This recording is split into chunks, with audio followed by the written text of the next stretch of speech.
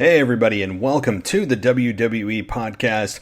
This is your weekend review show, and there is a lot to discuss with Otis being the focal point of Smackdown, WWE blatantly disregarding their draft rules, the Intercontinental Championship tournament, and the awesome evolution of Seth Rollins' character. So let's not waste any more time. Let's get going right now. Welcome to the WWE Podcast, the most passionate and authentic wrestling analysis on the web. We've got you covered with every Raw, Smackdown, and NXT show, giving you a no bullshit opinion. We know you love wrestling. We do too. So let's get this show underway. And that's the bottom line. What? 'Cause Stone Cold said so. All right, everybody, welcome to the WWE podcast. It is, Saturday, May 16th, 2020. Losing track of days. You know, this whole Corona thing has got me just every day seems like the last in some instances. And I don't know about you guys. Just every day is kind of like just one big lump of time ever since we've been brought home from work. And so, anyway, thank you guys for joining me on this Saturday evening, if you're listening to me, or probably after Saturday. And there's a lot to discuss this week. I'm doing this week solo. There is no co-host tonight. This is just me discussing the weekend review. I haven't done a weekend review by myself in many months. So I figured I would do that tonight just to see how it goes. Not that I'm going to continue this trend, but to shake it up a bit. I know that co-hosts are one of the most valuable things that we have on this show, and they'll be returning shortly. It's just for tonight that I was doing this one solo. I know that some of you actually fall asleep to this show, so hey, if you fall asleep to this show, that's great. I don't know if I should start doing some ASMR stuff. I don't know. I don't know, but apparently something about this show puts you to sleep. I don't know if we'll take that as a compliment, but I guess thank you for listening either way. So we're going to get to the weekend review with tons of items to discuss. But first, go and follow us on Twitter. If you haven't done that already, go ahead and do it. It's at the WWE Podcast, and on the website at wwepodcast.com is where you can find all of our shows and some blogs and some other cool stuff on there. And I encourage you to go and check out the website, as we will be utilizing that much more than we have. And what I mean by that is probably adding some video, getting more writers to contribute to the blog section or really the opinion section of the website. Because I know I like to make sure that our views are diversified. It's not all of just my opinion coming to you. It's an array of people with their own thoughts about what's going on. And so that is going to be something that I'm going to look at increasing over the next few weeks. So keep an eye out for that. And if you want to support the show, the best way is to really just tell a friend or review us on Apple Podcasts. That is really the best way. And if you want an ad-free experience, head on over to patreon.com/WWE podcast, and you can get the entire WWE podcast library absolutely ad-free. So check that out for those that are interested in not being interrupted by ads. I know ads can be a pain in the neck. I understand. I listen to podcasts myself, and I try to take different elements from podcasts I listen to and note in my brain, this is what I liked. This is what I didn't, and try to minimize the bad and maximize the good. But the fact of the matter is, if you have a podcast and it's successful, it would be foolish of you not to want to monetize it. I mean, it just wouldn't make any sense. So, I know that the ads can be a pain in the neck. I get it. I understand. But there is an option to go ad-free, and there's also the skip button. So for those of you that have Apple, I know that the Apple App Store podcast app has a 30-second skip ahead button. I'm not telling you to skip the ads, because I do want you to listen to some of the ads that I do, because I really do believe in the people I work with. But the programmatic ads that are in there, I don't have any control over that content. So I get it. So anyway, all right, let's move on. Let's get to WWE. I just wanted to bring that up front because I know that that's the number one complaint with the show, and it's It is what it is. It's not going anywhere, and it's just a part of when you want to monetize your passion. Just part of life. So, all right, let's move on to WWE, as I said. And there's a lot to talk about today. There's really a lot going on in WWE for being an empty arena show. There's a lot of content to cover, really. And I'm going to start off with the last thing I saw, because that's how my brain works. And that is the Otis version of Smackdown that we just saw. And that occurred last night, so it's the most fresh in my brain. And I'm curious to what you guys think about this.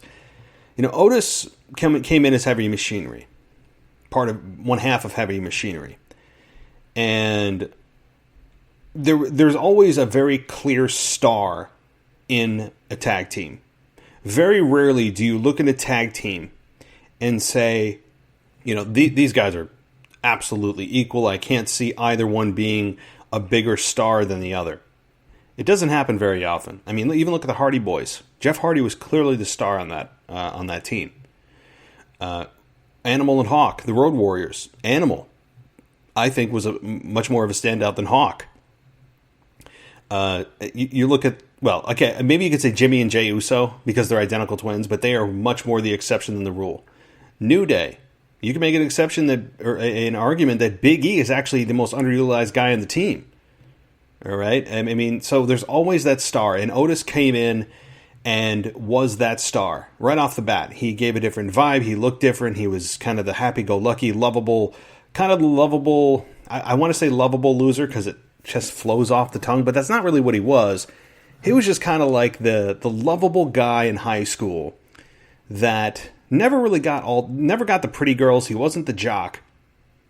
He was like the guy that was the shot putter on the track team. And he wasn't in a real prominent position. Maybe he was even a fullback, right, in football. He could even pass as a lineman in football, I should say. So he was never the star athlete, but he was always the really nice guy with the big heart.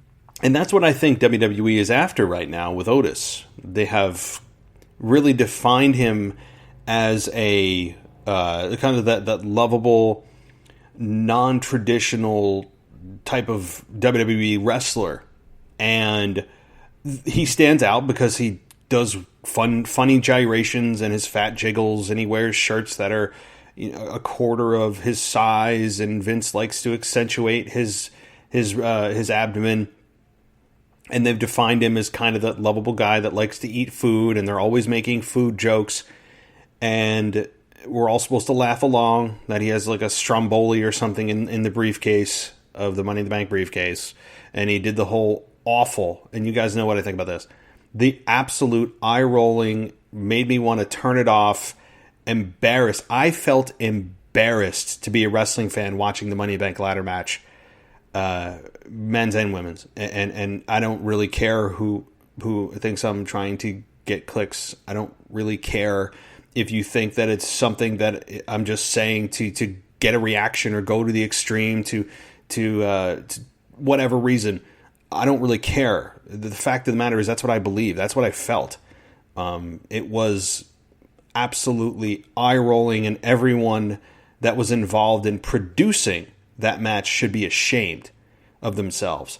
Now, obviously, the actual performers in the match, the men and the women, they're doing what they're told. They're there to get a paycheck and earn a living and feed their families. That's not the problem. They did as instructed. It's the producers, Vince McMahon and company, and the writers that write only for Vince and not what is necessarily the right thing to do to keep their jobs to satisfy Vince, and not what the probably majority of the audiences find appealing. And really, the pro wrestling fan today has been redefined. And maybe that's why I'm getting so much resistance on Twitter from many of you who, it's just entertainment. And you know what? You could say I'm the old fuddy-duddy. At 5 years old, if you really want to call me that, or the whatever, I think you may want to take another analysis of what your definition of an old wrestling fan or the whatever kind of wrestling fan I am. But I think the wrestling fan of 2020 has been redefined as a wrestling fan that somehow enjoys this just awful attempt at, it's not comedy, it's not wrestling, it's not even cinematic, it's just a terrible, it's like the worst of the worst that you can do for pro wrestling.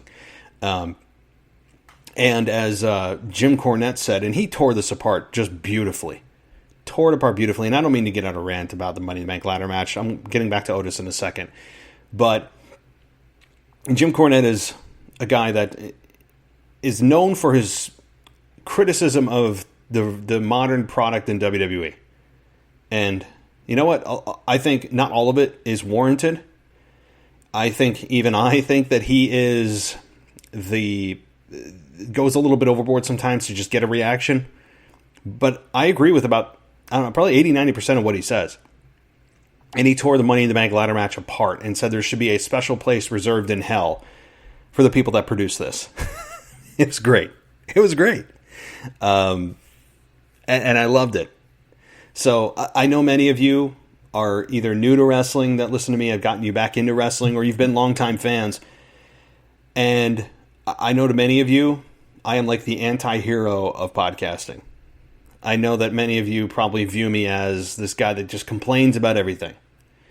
And that's not the case, because I have a lot of good things to say. And if you listen to my show, you would know that it's not all complaining. But the thing is, I'm not going to give WWE a pass just because I should look at it through the lens that you do, that it's just entertainment, take it easy. Well, that's not how a company that relies on emotional investment to make money successfully, that's not how you should view it. If I'm WWE,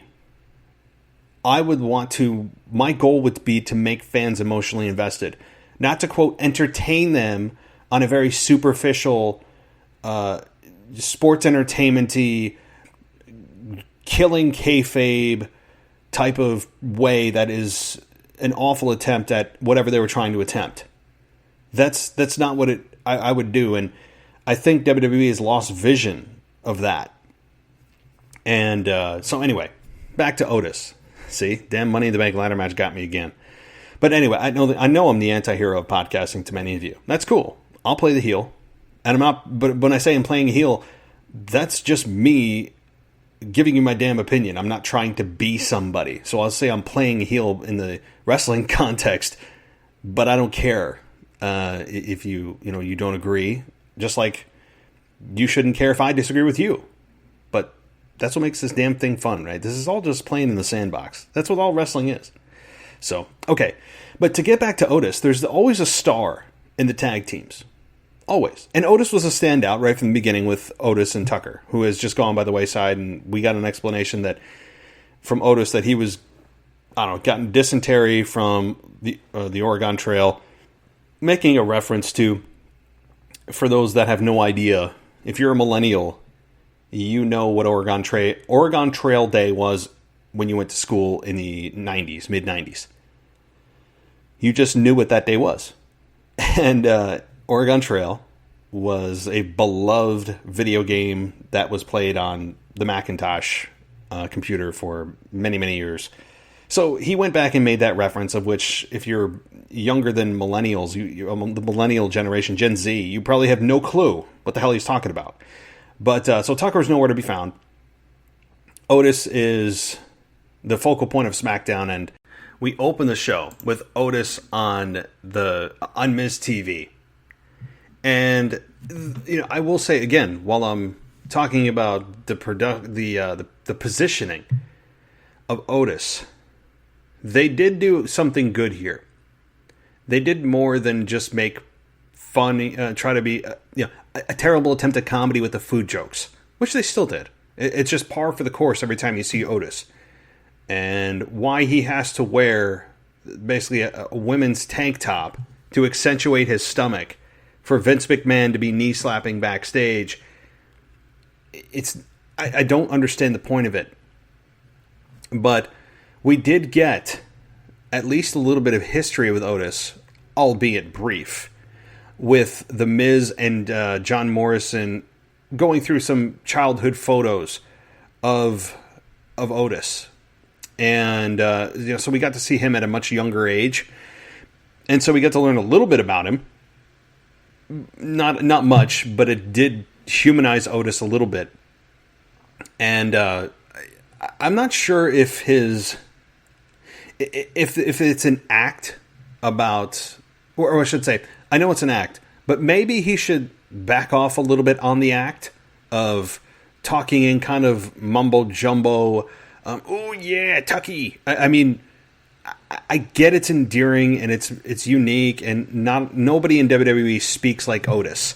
I understand all of that, and I get it that it makes him different from the other performers. But it just seems to be laid on a little thick, and I don't want to believe that he in character that he's truly an idiot. And at times he comes across like that, and like I said at the beginning of the show, the analogy of him being the shot putter on the track team with, or maybe again a lineman on the football team, where he's never going to be quite the star. He's kind of in the shadows, and he gets the pretty girl. It's a little bit superficial, and I also don't want to believe that he's also the guy that barely scrapes by in school. And I don't want to believe that, but then again, we also got that confirmed on Smackdown with him saying that he never understood school, but he understood wrestling. I understand. There's good and bad to that little expression and that little statement by Otis. The good is that it shows you he had a passion for wrestling right from the beginning. He has a wrestling mind, that he gravitated to wrestling while the rest of us gravitate to wrestling, because we love it. We have a passion for the entertainment value of it, the certainly the athletic piece of it. It just draws you to the television screen, and I get that. That's great because he was really one of us. But then it's also a negative because it kind of shows you he couldn't even get through school. He's a high school dropout? I don't know, honestly, the full backstory of Otis. But yeah, I don't want to believe that he was just this high school dropout that that made it just kind of stumbled into wrestling. But maybe I'm probably reading way too much into this. But okay, let's get through this because there's so much more to talk about. This whole Otis thing was weaved throughout the Smackdown fabric on last night's show, and he was challenged by Miz and Morrison to a tag team match at the end of the night. And we have the typical, no one's going to be your partner cliche in wrestling. No one wants to be your partner, blah, blah. And then Otis goes and tries to proposition Sheamus. Sheamus turns him down, which is the right thing to do. I mean, Sheamus is a heel right now. Would have made zero sense. And then it took Mandy Rose to be the one to tell Otis that, what about Braun Strowman? And again, someone has to think for him. And he went and asked Braun, and Braun was skeptical because Otis carries the Money in the Bank briefcase, so you're going to try to take advantage, blah, blah, blah. Eventually, we all know Strowman's going to accept, and he does. So, we get the match, and we end up having Braun Strowman get the victory. Pretty straightforward. Not really anything to write home about. It was the feel-good, leave a smile on your face, mission accomplished WWE at the end of the match, and in the end of the show. And my concern, though, is this was about Braun Strowman, not as much as it was about Otis, right? Yes, Braun Strowman is the Universal Champion. But this should have been about Otis. He was the one who was weaved throughout the fabric of the show.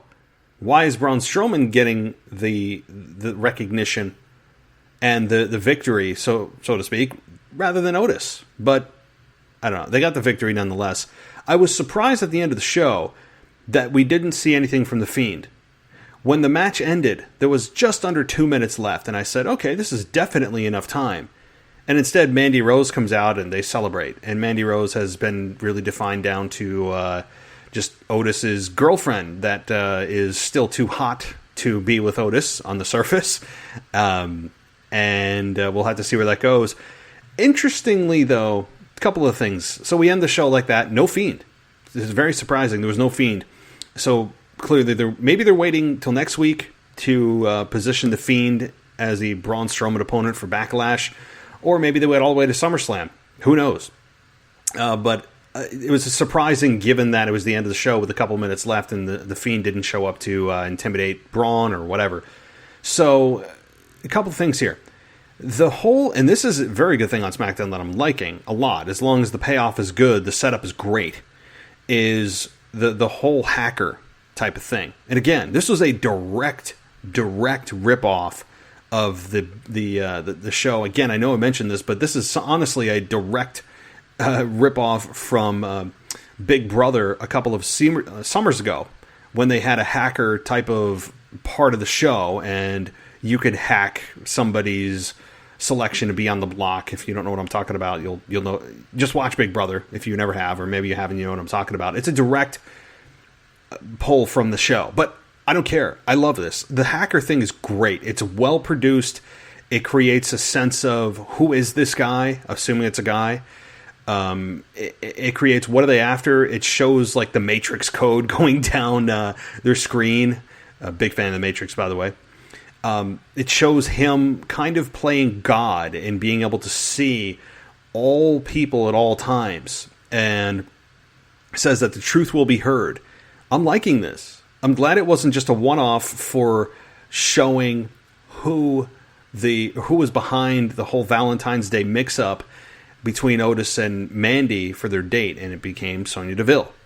But interestingly, though, here's the part. Beyond the hacker thing, which I love, the presentation's great, the voice is great, the mystery around it is great. I'm really loving it. It's keeping me very intrigued, and every time I see it, I'm hanging on every image, I'm hanging on every word. It's got me really, really captivated, at least from my perspective. But every time, well, I shouldn't say every time, this past week, they played this little not introduction, but the interruption of this hacker happened right after the Mandy Rose segment.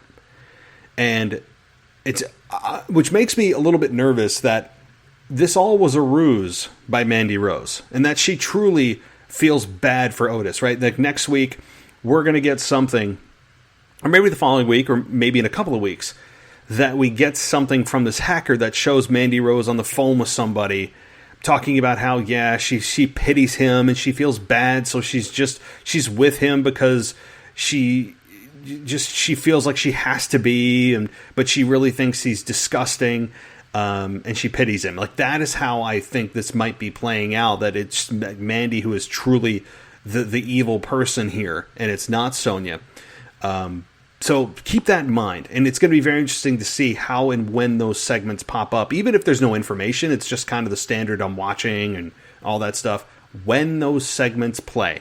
So keep an eye on that. Something to look forward to as we move on in the weeks. That being said, also in this story, Sonya Deville is effing killing it. Is she not?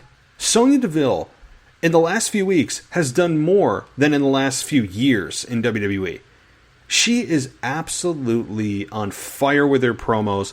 I can't believe we're just seeing this ability now in Sonya. I mean, I don't know if she just hasn't spoken up, and maybe she hasn't felt confident enough to speak up to say, hey, I want more talking time. I don't need things to be scripted. I want to be able to just go out there and say what's on my mind. And she's just been kind of the good soldier over the last few years, or maybe they just haven't given her an opportunity, and boy, did she take it and run with it. The promo that she gave this week was really good, really intriguing. It was believable. She talked about how her goal is to ruin Mandy's life, and she's just getting started. I like how she's consistent with her message. She's not here and there and up and down. She's consistent about saying she wants to ruin Mandy's life. I love it. Dolph Ziggler was just really there. I mean, he could have just hologrammed in for Smackdown. He didn't even need to. What the hell is he doing there? He just stood there and was just staring at Mandy as she was, or Sonya as she was giving this promo. But Sonya Deville has been absolutely on fire. She has been a big standout over the last few weeks, and every time she talks now, I'm loving it. It's like, where the hell where's this been? Why have you been hiding what this is? And now she's getting an opportunity. So kudos to Sonya. I'm loving what she's doing. So hopefully it continues, and hopefully she comes out on top. The NXT women's division here is making its way into SmackDown. And yes, Becky Lynch is gone from Raw, so maybe they feel like they need some star power on the WWE product. But here's where WWE just cannot help themselves. They just can't help themselves. We're getting King Corbin on Raw next week, this coming Monday, to face Drew McIntyre. We've gotten now Charlotte coming into SmackDown because apparently NXT is not enough for her and they want star power on as many brands as possible. And I understand it from a business perspective. And Drew is certainly running out of opponents to claim or kick in the face on Raw, so you got to bring somebody new. And I get it. And I'm going to give them a pass simply because of the circumstances we're all in with the virus. And maybe some stars don't want to be there because of putting themselves at risk. Oh, don't worry. We'll get to the Intercontinental Championship being vacated in a minute.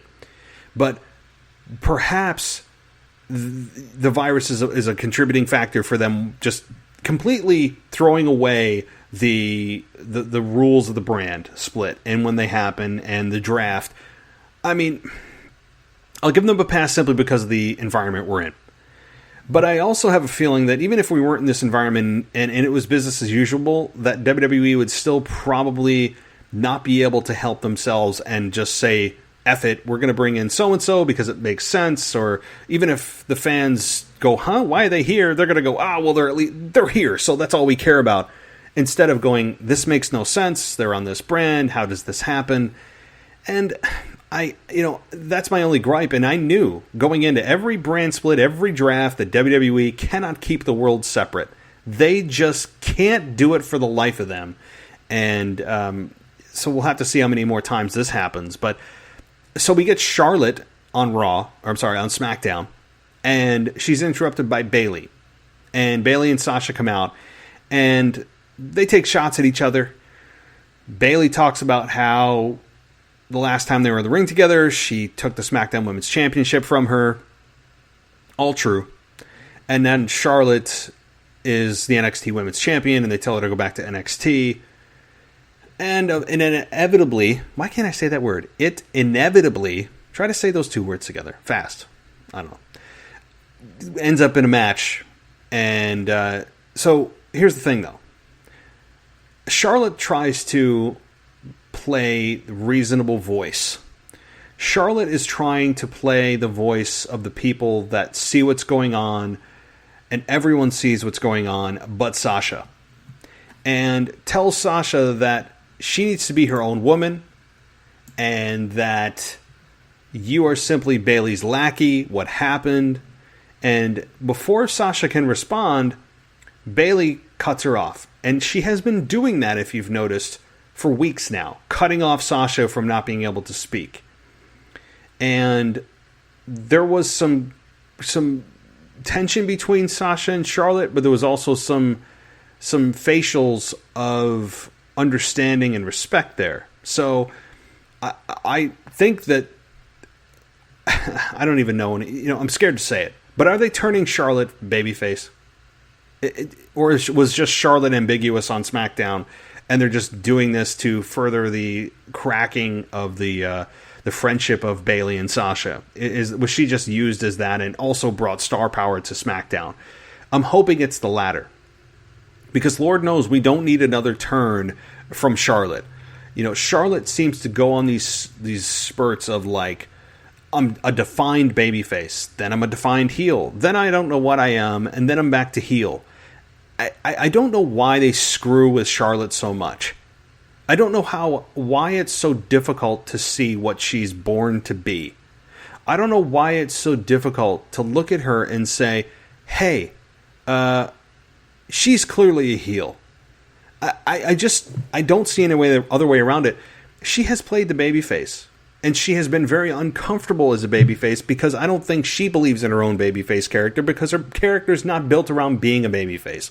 It's built around being cocky. It's built around bragging about her last name. It's built around talking about the queen and bowing down, because everything has to end with bowing down to the queen, whatever the F that's supposed to mean. Has anyone actually bowed down? I guess it's just a clever little cute marketing phrase to say, I'm going to beat you, right? I mean, that's just what it is. But Charlotte was born to be a heel, like her father was born to be a heel. It's in her blood. I don't know what's so complicated about this. Charlotte is a natural heel that does an excellent job at being a heel. But I will let this pass because she wasn't a full-out babyface. She was trending babyface, kind of on the ambiguous side. But if it's just to continue the cracking of the foundation of heel of Sasha and Bayley, fine. But it was just a little bit like, Charlotte, no, please don't do it. Ay. So, okay. Then we had the Intercontinental Championship tournament throughout the show on Smackdown. And I'm really digging this, right? I'm digging that it's a tournament. Now, were we told how the guys that are in the tournament got put in the tournament? No. But the fact is, I don't need it, because when you look at the SmackDown roster, the people that are in this tournament should have been in this tournament, even if it was a how to get selected to be in this tournament, right? If there was a qualification process to get in here, I would say that WWE did a great job of selecting who should be in there, and that's basically every top person on SmackDown that doesn't have a major championship. So I liked it. I like how they're doing it tournament style. I like how WWE framed how important the Intercontinental Championship is throughout the show, and the fiery promo from Daniel Bryan after his match with Drew Gulak was really well done. Bryan, you know, unfortunately, you kind of forget him on SmackDown because he's not a focal point anymore. And you know he's a solid worker, but you forget how good he can be on the mic. And he showed you on Friday night why he's so good on the mic when he wants to be, because he believes in what he's saying. There's a fire in his eyes. And he really put over the belt. And WWE did a great job of positioning how important the belt is and the lineage of it, and Pat Patterson winning it for the first time in 1979. All of that was just, it was well done by WWE, because that's how you put over a belt. You could argue the Intercontinental Championship is more prestigious than the WWE Championship. Certainly is more prestigious than the Universal Championship. That's for damn sure. But again, we got the tournament here. We got Daniel Bryan versus Drew Gulak. This was awesome. Why?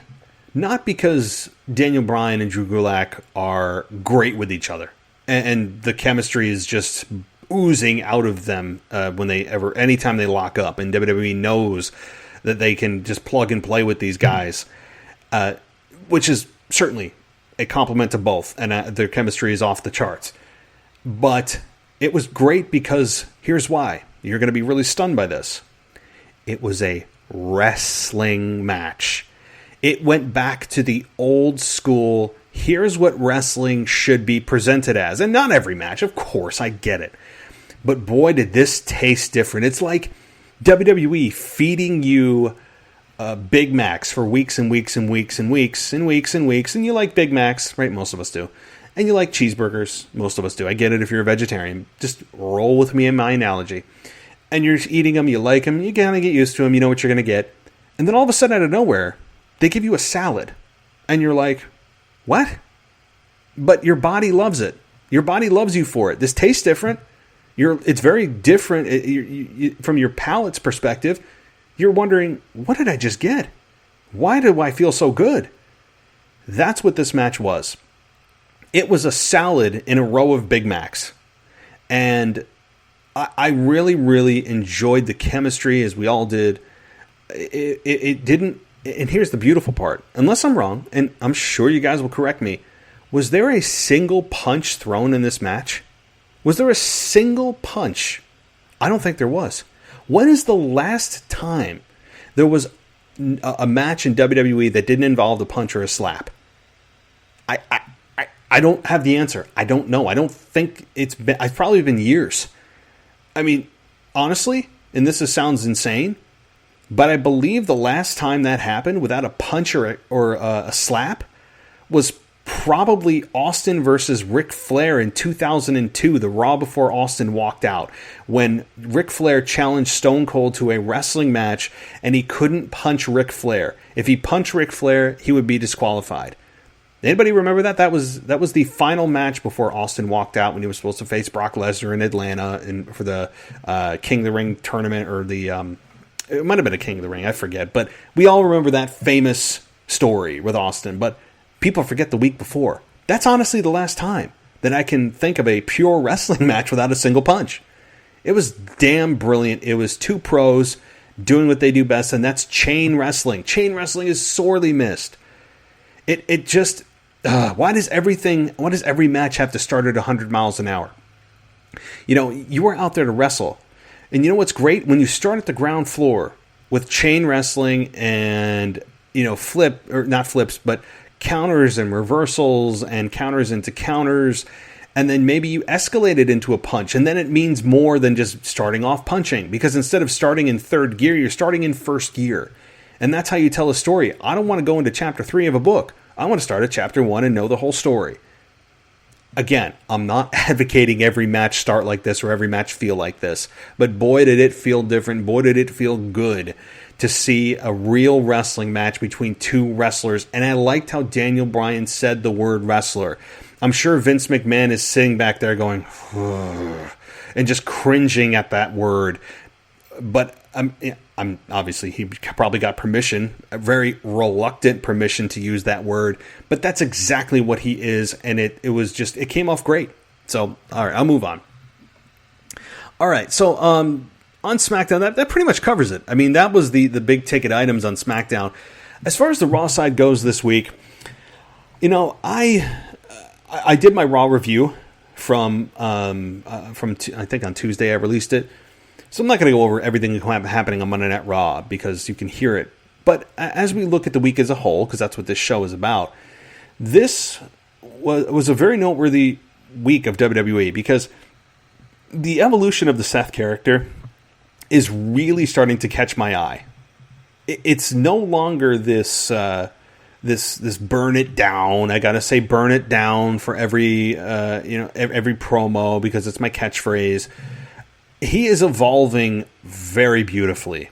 And I don't know if this past week he looked disheveled because he may be shocked by Becky's news. Maybe he didn't know that he was going to be a dad, or he's getting over the shock of it. And he also lost at Money in the Bank to Drew McIntyre. But the disheveled Seth Rollins is a Seth Rollins I am paying attention to.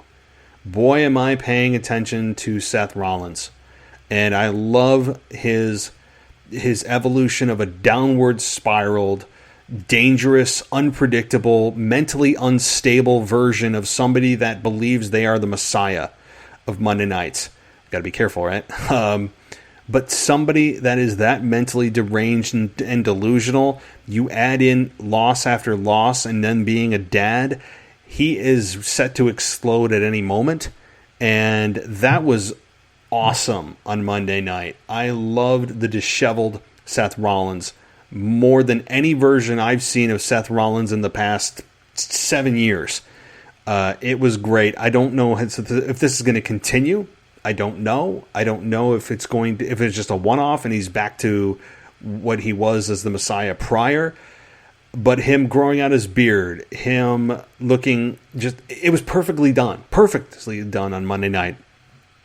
So we'll have to see where this leads. I really hope that sometime in 2020 we get a true long run with Seth as champion. As much as I disliked his babyface character as champion, I will love the disheveled, unpredictable, violent, underhanded, delusional Messiah version of Seth Rollins that much more to balance out the dislike I had for his babyface character. So whoever produced this or thought of this, and the execution of it was great. I know I'm maybe looking into this a little bit more than I should, but Monday Night will tell me if he's back to being Seth or if he's still kind of disheveled or if he goes through phases of being disheveled. based on what's happening and if he continues to lose, right? But I don't know. So that was a really, really high point for me on Raw, was this version of Seth Rollins that just continues to evolve and spiral downward, and to see him on that spiral down journey is something that I'm on board for. The other big thing that happened on Raw this past week, well, I covered it in my Monday Night Raw review, but to give some additional thoughts and maybe 5 days later some additional perspective and new perspective, this Orton and Edge program that is clearly continuing is something that I don't know if I've seen this before, where they go backwards. They go backwards in a normal linear path that programs take and feuds take. I'm okay with it because it doesn't happen often, so I don't know how I'm going to feel about it if I don't see it, and I don't want to prejudge it. But I have to say, I did miss the fact that these two never had a straight-up wrestling match, and I felt a little bit robbed at WrestleMania, because they didn't do much of anything in the ring other than Randy Orton hitting a couple of RKOs. There wasn't a whole lot happening inside the ring, and I felt robbed by that not being the case. Edge never got to hit a spear in the ring. The ring is center stage. The ring is the lens in which fans view pro wrestling. So, to me, backstage stuff can be fun, right? I mean, comedy can happen backstage. You can have brawls backstage. Lord knows we've seen enough of those over the last couple months. And all of that. And it can do special things. But to me, Edge's return was, of course, robbed by no fans being able to be in attendance. But it also felt a little bit robbed of not being able to see Edge in a true match. And I totally am on board for that logic from Randy Orton of saying, you can't beat me in a straight-up wrestling match. I like that logic. And ultimately, what I think is going to happen, if you're putting me on the spot for Backlash, as that pay-per-view is coming quick, little less than a month now. It's May 16th. I think it's June 15th. I'll have to look at the calendar. So let's say a month. It just sounds better. In a month, it's going to be interesting to see if Randy Orton comes out on top. I think he will. I think that Randy Orton and Edge will come out on top, and this thing ends at the next pay-per-view or SummerSlam in some kind of mega blow-off. Because Edge got his retribution at WrestleMania, and then Orton comes out and says that, yeah, you beat me, but you know I'm the better wrestler. And that got under Edge's skin, and so Edge is clearly going to have something to prove, and he will at Backlash. I don't see any scenario in which Edge does not accept. So I think on Monday night we'll get a response from Edge that says, I accept. I don't know if he'll be there in person. I haven't seen anything that says he will be. But this is going to be a match I'm looking forward to, because it's, to me, truly Edge's return. Like, anybody can do a backstage brawl. I mean, not anybody, right? You have to be in some kind of physical shape, be able to take a lot of bruises and bumps that are going to leave you hurting the next morning. I understand that, right? I'm not saying anybody could do it. Oh my God, the guy off the street. But it doesn't take a whole lot of skill to hit each other with inanimate objects. It doesn't take a whole lot of finesse to whale your opponent with a chair or crush their head between two chairs. It doesn't take a whole lot of that. So from that perspective, I did feel a little cheated at WrestleMania, albeit an extremely long and unnecessarily long match, to a true wrestling match. So that is something that is interesting. I'm also curious to see if, by God, do they allow fans in the arena? Is it possible? With Florida opening up, do they dare dip their toe into potentially bringing fans in? I'd love it. We all would. But it's a month away. Florida's been very aggressive in reopening. Keep that in mind. I would love it. We all would. So I don't know. That's my personal opinion. I felt cheated on that, and I was very disappointed that they spent 95% of their time outside of the ring, because many Last Man Standing matches have taken place fully inside the ring or around the ringside area, or have started and ended in the ring. I thought they were going to at least end in the ring, and they didn't. They just started in the ring, were there for a couple of minutes, and left, and never came back. So, I don't know. I'm looking forward to it. Again, the only thing I did not like, and I severely dislike this from Charlie Caruso's hopefully planted line that this could be the greatest wrestling match ever. I mean, that's just laughable. It's just laughable. So better than Rock Austin at WrestleMania 17? Really? Oh, yeah, right. As great as these two guys are, I mean, you can't say that with a straight face. You just can't. Oh, I hope they just... I don't know who produced that and who told Charlie Caruso to say that. It was just god-awful. It's just... Anyway, okay. The Iconics being back? Awesome. The Iconics are some of my favorite, and were some of my favorite wrestlers on SmackDown before they became women's tag team champions and then just disappeared into the ether. They were great. They've got great chemistry. They feel like just annoying, witches. You know what word I'm trying to say. They feel like those annoying witches that are just the ones that think they're better than everybody else. They're kind of like the Plastics from Mean Girls. That's exactly what... If you want to model them after that, she's like Regina George. That's who I would say Peyton Royce is like Regina George. Kind of a guilty pleasure movie. Don't care if you don't... you think I'm kind of weird for liking that movie. Mean Girls, I just don't know why that movie is so damn good. Along with Not Another Teen Movie. Has anybody ever seen that one? I know it's not the best reviewed movie ever, but Not Another Teen Movie is just damn hilarious. So anyway, back to the wrestling. I'm really glad that the Iconics are back. It adds a level of credibility and depth to the dying women's tag team division. I mean, it's seriously on its deathbed at this point, and they breathe new life into the women's tag team division. Let's see what else happened here. What's something else? Bobby Lashley seems to be on the ascent. Right? Bobby Lashley seems to be on the move, and that's a good thing. He's distancing himself from Lana. That's always a plus. And is just on a warpath. He hasn't lost a match since he's been removed from this Lana situation. And yeah, he lost, but it was of his own accord. Right? He got disqualified. And that's not what I'm talking about. He has been positioned very strong. Which tells me, could Bobby Lashley be challenging Drew McIntyre at some point this year in 2020 for the WWE Championship?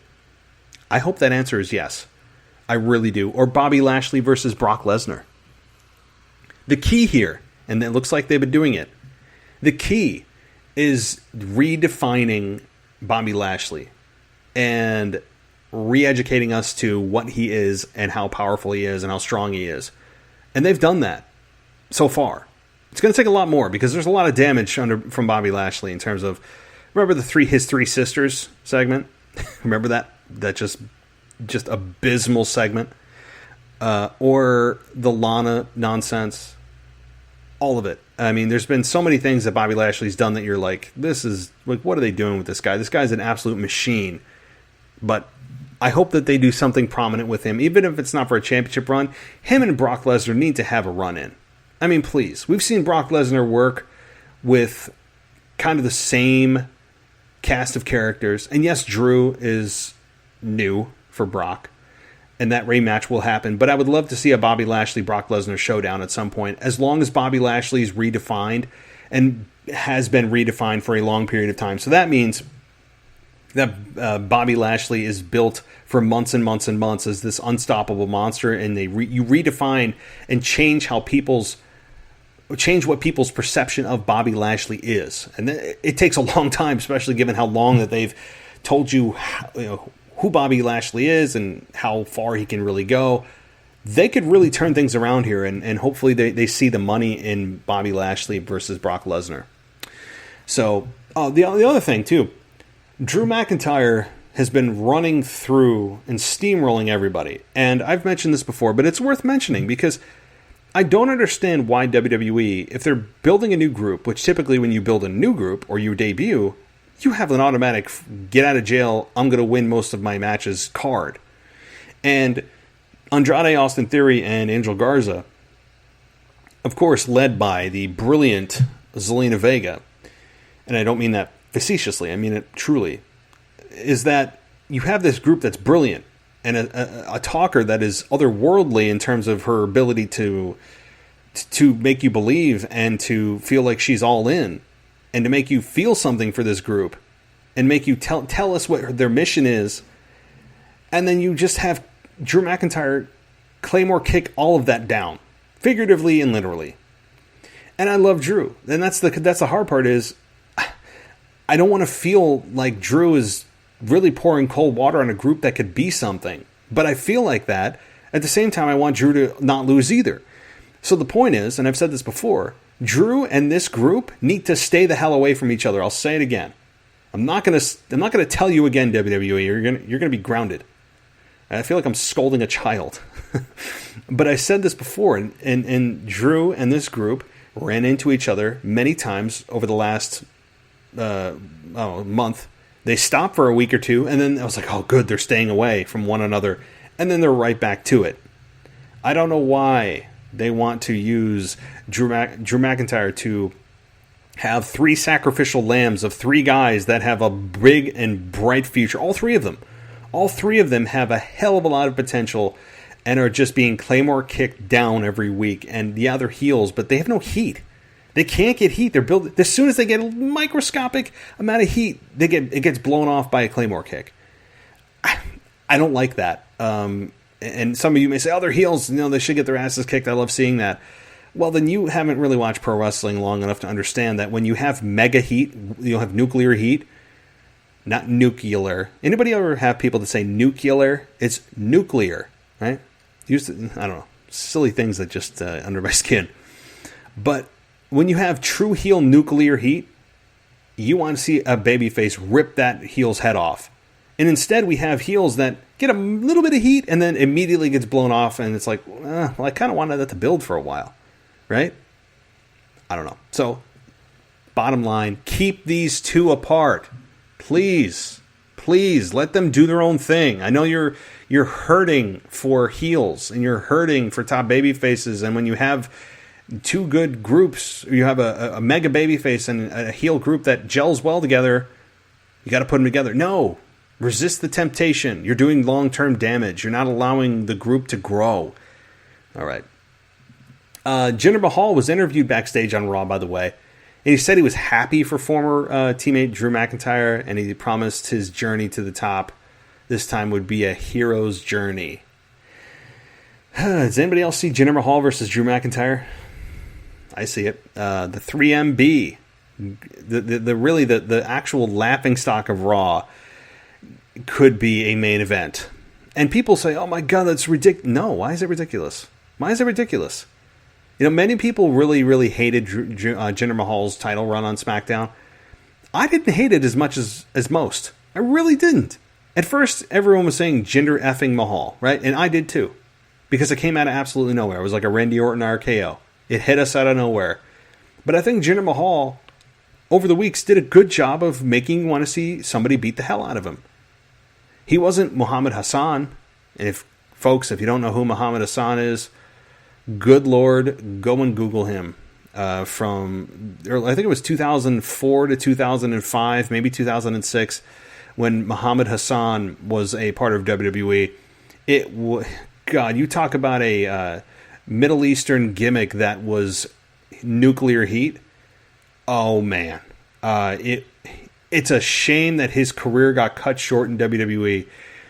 I thought his gimmick was damn brilliant. He was believable. God, did anybody else know Muhammad Hassan? Am I the only one who remembers Muhammad Hassan? He was a mainstay or not a mainstay, but he was in the main event a couple of times. So if you watched during the Ruthless Aggression era in 04, 05, you know who I'm talking about. But so he wasn't. My point is, Jinder Mahal is not that level, but he has a piece of that because he's Middle Eastern. He is the foreign menace, right? And he doesn't have a likable face. he doesn't have really any redeeming qualities about him that you like as a fan watching. So that's something that is good about Jinder, and I think this time around he's learned from his previous mistakes as champion. Maybe I would assume he's grown since then. So I'm going to give this a chance. I don't know why people are poo-pooing on it already. But we'll see. I could be totally wrong, and he could be god-awful as champion, or this program could be god-awful whenever it happens. But the fact that they interviewed Jinder Mahal about Drew tells you what they're testing the water on, and to see probably what the fan reaction is. And if you're asking mine, go for it. I think Drew needs new opponents, and I think that'll be a good thing.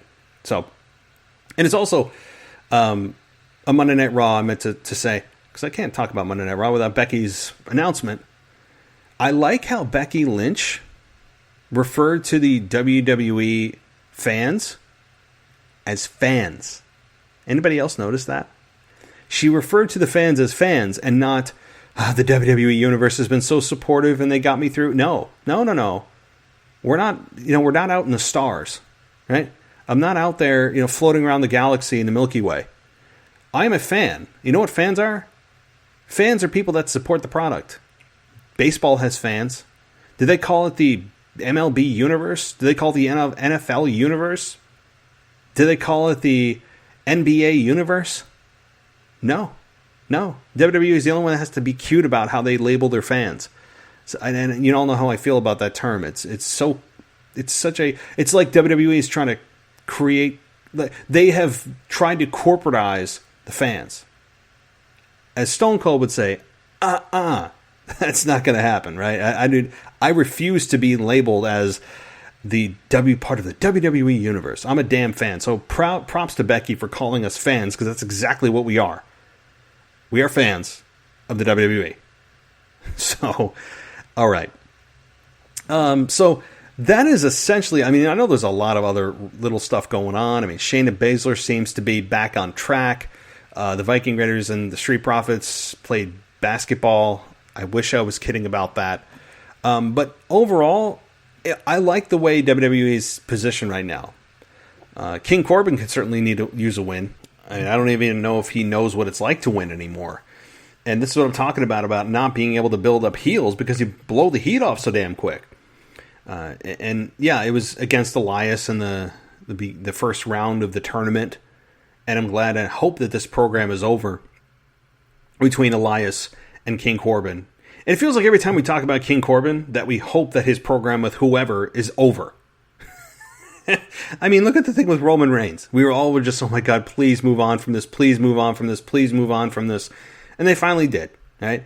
And now he's on to Elias, and we're like, oh my God, can we just end this with King Corbin? King Corbin, as good as he is at playing the delusional heel that thinks he's a true king, and everyone's going to bow to him, he's using the same terminology that all heel kings do, that we're his subjects, and using the scepter as a weapon. It's not very original. His outfit and his crown it's original, I guess. But his use of being a king in terms of presenting it in a heel character is not very original. And his promos, while they're good, I don't feel much for them. It's weird. Like, he's good, but I don't feel anything for him. And maybe it's because WWE hasn't allowed him to build up heat. But I hate to say he bores me. I hate it because he's good in the ring. He's good on the mic. He's got a good look, but I don't feel a whole lot for him. It's nice to see when somebody beats him, but I don't feel like I'm like, oh my God, I'm going to tune in to see somebody beat King Corbin. I don't know. Maybe that's how I feel about him, and I'm in the minority. But certainly he has transformed his career. I'll give him that. And I would have him on my roster. Absolutely. He is a very good talent to have. I believe anybody would feel he's a good talent to have. It's just he's missing something. I don't know, maybe it's just a winning streak. But King Corbin lost this week to Elias, so Elias moves on to the next round of the Intercontinental Championship Tournament. And next week, we get AJ Styles and Shinsuke Nakamura in a first round piece of the tournament, which is good. These two obviously with a lot of history, going back to the Tokyo Dome in New Japan, where they absolutely tore it down, to the main event of WrestleMania a couple of years ago, in which it was honestly underwhelming, and where we had Shinsuke turn heel and go on his low blow binge. So this tournament honestly is shaping up to be pretty interesting. This is not an easy tournament to call. There are a lot of guys in this tournament that could easily become Intercontinental Champion. It's not a very cut and dry scenario, and I like that. It's not a clear cut, it's probably this guy or this guy. There's like 3-4 guys that you go, yeah, I see it. I could see it. And, Sami Zayn, I feel for the guy. They never specified why he can't compete. If you were to ask me, I think it's because of he didn't want to risk his health or maybe his family's health of contracting the virus. And that's what I think. And WWE was probably not happy with his decision. And they probably told him all the health procedures and protocols and safety measures they have in place, of which they do. And he still decided not to go, and I'm sure WWE looked down on that. And it's a shame that they had to strip him of the title, and they just said he couldn't compete, and they moved on. I don't think we'll ever get an explanation from WWE as to why he couldn't compete. But it's a shame because Sami Zayn was really starting to get on a hot streak. Damn, I loved his character. The great liberator, him and Shinsuke and Cesaro gelled very well. Him as Intercontinental Champion, the program with Braun Strowman, everything got cut short. And it feels like the rug got pulled out from underneath us. And I think he's in the same category of the doghouse as Roman Reigns is. They're all just sitting they've all been like shunned and told to sit in the corner and to go for a timeout. I mean, I feel like WWE figuratively spanked them and told them to go to their room. And with no mention of Roman Reigns, they've just completely erased his existence from the broadcast. And Sami Zayn being stripped of the Intercontinental Championship because he didn't want to risk his health. You can make a case that's silly that he didn't want to risk his health, or you can make a case that I understand why, even though a large percentage of the people dying from this virus are 75 and older. I get it. I'm not going to get into the politics of it. That's another podcast for another time. But if that's the case, then you can make a case for both sides. And I see where WWE is coming from, but I also see where Sami Zayn's coming from. It's a hard side to choose which one to be on. So, but nonetheless, eventually he'll be back. Hopefully in the good graces of WWE, because he has really shown what his value can reach. And how good he can be on the mic. How obnoxious of a champion he can be. And it's a shame. It's a shame. But this Intercontinental title tournament, I think, is a smart move. It creates easy television for a couple of weeks, eventually leading to Backlash, where they'll crown a new Intercontinental Champion. So it's just kind of a plug-and-play, easy format to fill time for the next few weeks for WWE. It's smart, and I have no problem with tournaments. I love tournaments. So that's really the gist of what's going on in WWE, guys. And of course, much more to talk about. And if WWE, by the way, could stop using roll-ups as a way to get a victory. Like, in other words, you have this badass match. They're beating the hell out of each other. Like with, for example, Elias and King Corbin ends in a roll-up. After they beat the hell out of each other, it ends in a roll-up. How many things are going to end in a roll-up when they just beat the hell out of each other and I just can't get out of the roll-up? I don't know. Got to end on a little bit of a small rant, but overall, guys, I really do enjoy what's happening in WWE right now as a whole. We get past the just awful Money in the Bank ladder matches, and now we get into some true wrestling. And to see Daniel Bryan and Drew Gulak have a wrestling clinic was a nice palate cleanser. So I know many of you probably looked at that and said, oh, it's so boring. Oh my God, what are they? They're just like rolling around. What is this? Where's the punches and kicks? You're probably of the newer generation of fans that look at wrestling as a silly, I'm not really emotionally invested. It's just cool kicks, flips, and cool moves rather than in-depth characters and stories that you care about that make pro wrestling great. That's what makes any damn television or any movie great, for that matter. I mean, would you want to just see senseless action with no story to it? Think about that as a movie. It'd be visually kind of cool to see, like fireworks, right? You say, ooh, what's next? What's next? Ooh, cool fireworks. But you're not emotionally attached to fireworks. Is anybody really emotionally attached to fireworks? It's just kind of like, what's next? Cool, cool. It's always about what's next. What's the next big firework? What's the next big move? That's how I feel about pro wrestling and how superficial today's wrestling is, because it's all about the athleticism and the cool moves and having great matches, rather than what makes wrestling great, and that's in-depth characters with thought-out stories and executed well. That's what makes pro wrestling great.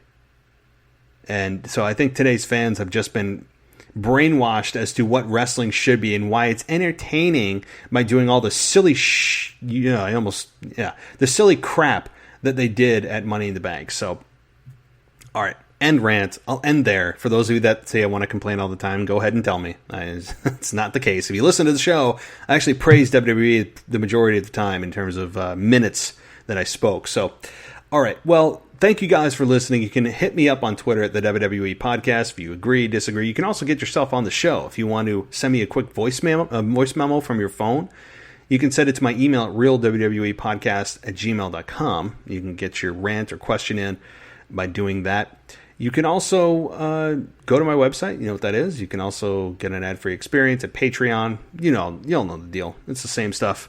But I'll be back on Tuesday with your Raw review, and then of course the schedule for the rest of the week is Nostalgia and AEW and NXT, and a new voice for Smackdown coverage next week. So keep that in mind. We're going to have a new host, a co-host here to cover Smackdown for you guys. So I'm excited to be able to bring that to you this coming week as well, and hope everyone's doing well. I think the weather's warming up for the majority of us. It's finally spring here in the Northeast after snow last weekend. I'm not kidding. So thank you guys, everybody, for listening. It's much appreciated. Go subscribe to the show on Apple Podcasts or anywhere that you have a podcast if you like us. And I will, of course, talk to you soon. Thanks for listening to the WWE Podcast. Don't forget to subscribe on your favorite podcast app so you don't miss a show, or head to WWEpodcast.com. And for all of these shows ad-free, head over to patreon.com/WWE Podcast. Until then, we'll see you next time.